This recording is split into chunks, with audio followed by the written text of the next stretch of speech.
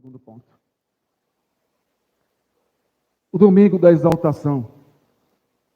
Verso 11. Ele verá o fruto do penoso trabalho de sua alma e ficará satisfeito. Penoso trabalho, diz o texto que ele verá o penoso trabalho concluído. Penoso trabalho traz a ideia de algo angustiante. Como já descrevi por meio do texto. Ele foi moído, ele foi transpassado, mas ele olha agora no domingo, ele olha para trás, para sexta-feira, ele vê o penoso trabalho que ele fez. E aí, mas antes de falar da maneira como ele enxerga isso, é importante dizer esse penoso trabalho descrito por Lucas, lá em Lucas 22, 44, é o único evangelista que dá esse detalhe porque ele era médico. Então ele dá um detalhe médico do que Jesus sentiu de penoso trabalho no Getsemane. Estando em agonia, orava mais intensamente. E aconteceu que o seu suor se tornou como gotas de sangue caindo sobre a terra. Ele já estava sendo moído pelo Pai. Já estava se agonizando, ao ponto de suar sangue, de escorrer sangue. Tamanha era a sua angústia e aflição no Getsemane, o seu penoso trabalho que o profeta diz. Ele foi moído pelo Pai. E aí quero apresentar para você um paralelo entre a humilhação da sexta-feira e a exaltação do domingo. Na sexta-feira ele foi desprezado pelo Pai. No domingo ele foi ressuscitado, exaltado pelo Pai. Na sexta-feira ele foi moído por causa da nossa morte espiritual. No domingo ele ressuscitou para nos dar a vitória sobre a morte e nos resgatar. Na sexta-feira ele foi desprezado pelos homens. No domingo apareceu glorioso diante dos discípulos. Na sexta-feira ele foi por um momento envolvido por trevas. No domingo resplandeceu a luz, dissipando as trevas. A sexta-feira da humilhação foi substituída pelo domingo da exaltação. Verso 11 diz que ele ficará satisfeito. Aqui há uma relação entre a criação e a redenção por meio de Cristo. E eu quero explicar. Em Gênesis capítulo 1, verso 31, diz que depois que Deus criou todas as coisas, ele olhou tudo que ele havia feito e diz, era muito bom. Ele ficou satisfeito. O apóstolo Paulo diz em Colossenses 1,16, que tudo que foi criado lá em Gênesis, narrado em Gênesis, foi criado por meio de Cristo e para Ele. O próprio Cristo estava criando lá. E Ele também disse, eis que era muito bom tudo que Ele criou.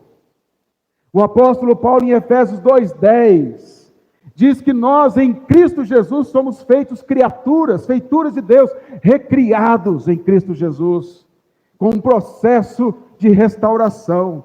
Agora, o que de tudo isso tem a ver com o texto de Isaías 53:11? Na criação, Deus ficou satisfeito com a sua obra criacional. Ele olhou tudo e era como Ele queria que fosse. Quando nós olhamos Isaías 53:11, é dito que Jesus olha o que Ele fez, a sua obra redentora, a sua morte na cruz, e Ele fica satisfeito. Satisfeito quer dizer, Ele está saciado.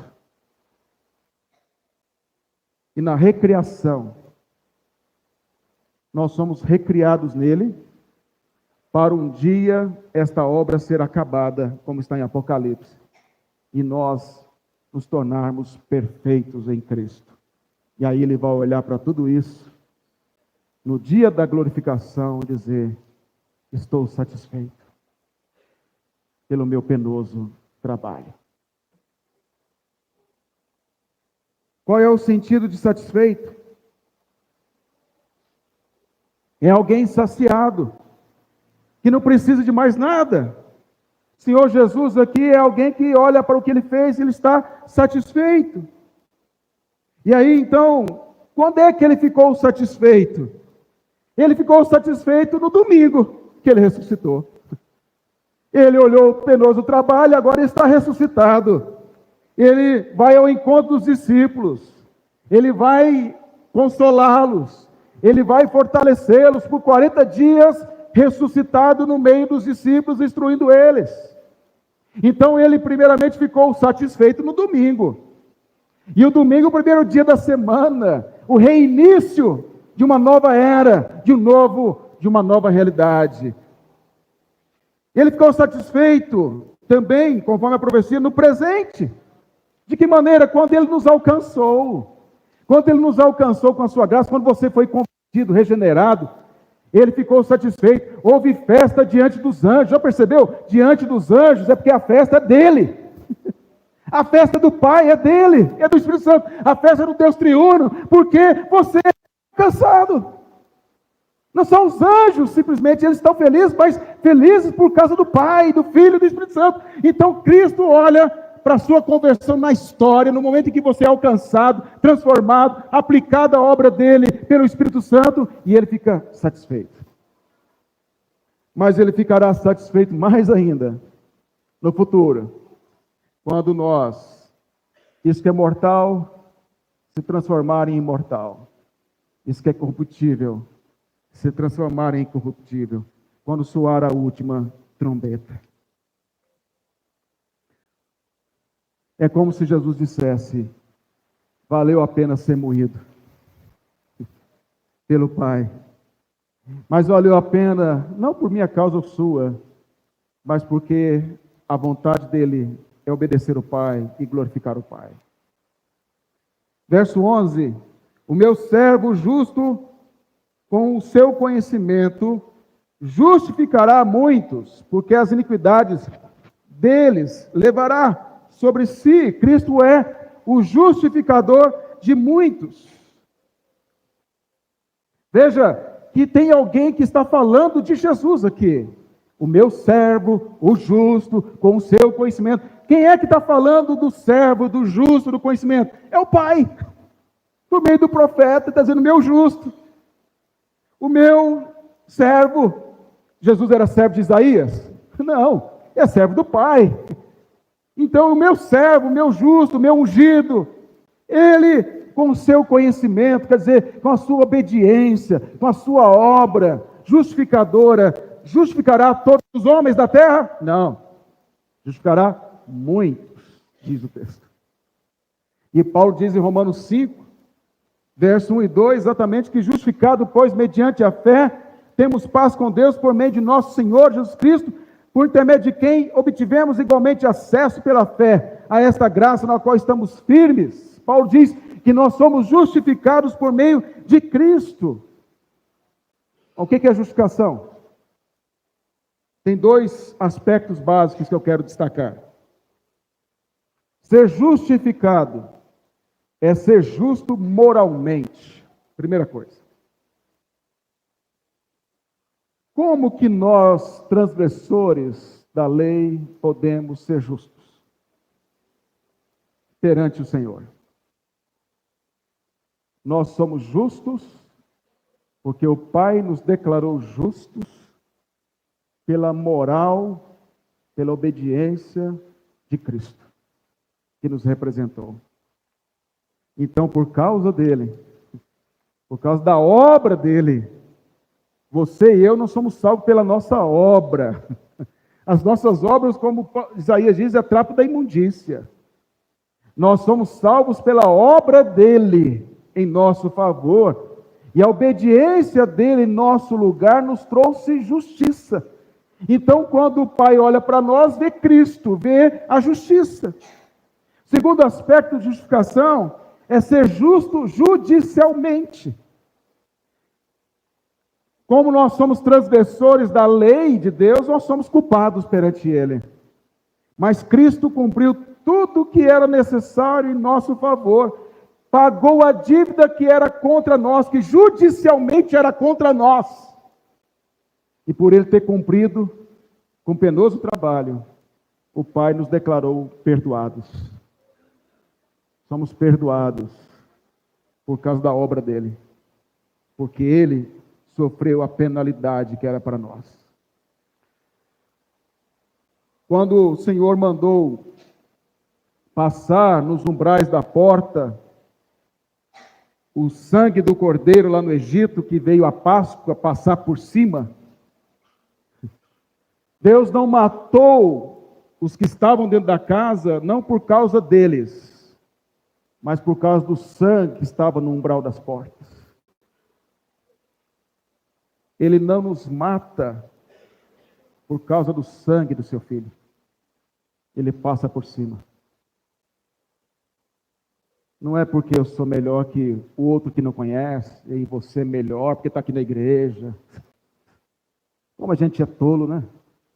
Como a gente é vaidoso, como a gente... Não, é por causa dele. Por causa do sangue dele. Por causa do mérito dele. Não pelo nosso. Verso 12, finalizando, o texto diz: muitos serão dados a Cristo por causa do seu penoso trabalho, dado pelo Pai. Por isso eu lhe darei muitos como a sua parte. O texto, esse muitos aí na língua quer dizer muitos mesmo. Uma grande quantidade de pessoas. E aí, eu quero trazer para você uma progressão rápida aqui do que a Bíblia promete, porque lá quando Deus faz aliança com Noé, Noé abençoa Sem, seu filho, e diz que a sua tenda será estendida, alcançando Jafé. Quer dizer que de Sem sairia a bênção que alcançaria os gentios, muitos. Depois Deus faz aliança com Abraão, e diz que ele será pai de nações, e que a sua descendência será tão numerosa como as estrelas do céu e os grãos de areia. Depois, o Senhor reafirma a mesma aliança com Davi, e ele diz que o seu reino será eterno, e dominará as nações. Depois, tem o cumprimento final, Cristo. Ele é o que alcançará as nações, e ele com seu reino eterno, alcançará um povo, como disse João na sua visão em Apocalipse, capítulo 7. Depois destas coisas, vi e eis grande multidão, que ninguém podia enumerar, de todas as nações, tribos, povos e línguas, em pé diante do trono, diante do Cordeiro, vestidos de vestiduras brancas, com palmas nas mãos, e clamavam em grande voz, dizendo: ao nosso Deus que se assenta no trono, e ao Cordeiro pertence a salvação.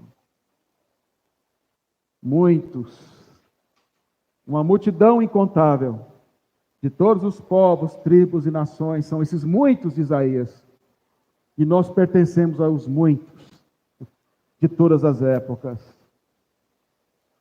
e nós o adoraremos no dia da exaltação. Por quê? Porque ele passou pela sexta-feira da humilhação e chegou ao domingo da exaltação. Quero fazer algumas aplicações, vou deixar essa imagem para você do texto de Apocalipse. Isaías começou esse texto fazendo a pergunta: quem creu em nossa pregação e a quem foi revelado o braço do Senhor? Você já entendeu o que isso quer dizer. A pergunta é: você crê nessa pregação do Evangelho? Você crê em Jesus como ele é apresentado na Escritura? Foi revelado a você, Cristo, pelo Espírito Santo? Você o ama? Você o adora? Você o serve? A pregação do Evangelho da cruz é loucura para o mundo, mas para nós é poder de Deus. Cristo sofreu as maiores aflições e humilhações que alguém poderia sofrer, para que eu e você pudéssemos estar no domingo adorando a Ele. Quando nos reunimos no domingo, está entendendo a importância do domingo agora? Está entendendo? O domingo da vitória, como diz aqui uma irmã querida, é o dia da vitória. Está entendendo porque é o dia mais importante da semana? É mais que o sábado, mais que a segunda, mais que qualquer outro dia. É o dia do Senhor, porque é nele que ele venceu a morte. Não foi no sábado que ele venceu a morte, não foi na segunda, Foi no domingo. É motivo ou não é para a gente adorá-lo, para bendizê-lo? É no domingo que ele foi exaltado, para que um dia nós sejamos também exaltados com ele. Nós celebramos a Páscoa porque cremos que Cristo não foi derrotado na sexta-feira de humilhação, mas chegou o domingo para ele da exaltação em que ele venceu a morte e garantiu a nossa vitória sobre ela. E um dia nós desfrutaremos da plenitude dessa bênção. Pergunto a você, por último, última pergunta: você crê nessa pregação? Nessa mensagem do Evangelho? Ainda como igreja, temos que passar pela sexta-feira da humilhação. Nós estamos no período da humilhação, da afronta, da perseguição. Mas assim como ele, chegaremos no descanso da exaltação. E eu quero pegar agora, finalizando, a conclusão de verdade. Eu quero pegar o que eu usei de introdução daquela pregação, daquele vídeo, falando da sexta-feira e a chegada do domingo, e eu fiz uma adaptação aqui para aplicar essa mensagem para a igreja. É sexta-feira de humilhação para a igreja. O mundo zomba de nossa fé, as perseguições aumentam, as ideologias crescem, mas calma, ainda é sexta-feira, não chegou ainda o domingo da exaltação da igreja. É sexta-feira, os poderosos dominam e conspiram contra o povo de Deus. A injustiça aumenta e a transgressão moral da lei aumenta. O Senhor é desprezado e o evangelho é abandonado. As falsas doutrinas surgem e os falsos pregadores prosperam, mas eles não sabem que ainda não chegou o grande e terrível dia do Senhor. É sexta-feira da humilhação para a igreja. O mundo tenta nos seduzir, o pecado tenta nos dominar, o diabo arma ciladas contra nós, a criação geme com dores de parto esperando a restauração. É sexta-feira, pecamos e confessamos nossos pecados diários, pois ainda somos pecadores, temos dores, doenças, sofremos as perdas de entes queridos, derramamos lágrimas provocadas pela angústia. A morte ainda faz parte da nossa realidade. Mas fique firme e inabalável, porque ainda não chegou o grande dia da vitória consumada do nosso Rei. É sexta-feira da humilhação, mas sabemos que passará e que entrará o descanso final para a nossa alma e veremos aquele que conquistou para nós esse direito, Cristo Jesus, nosso Redentor e Senhor. A Ele toda a glória. Amém.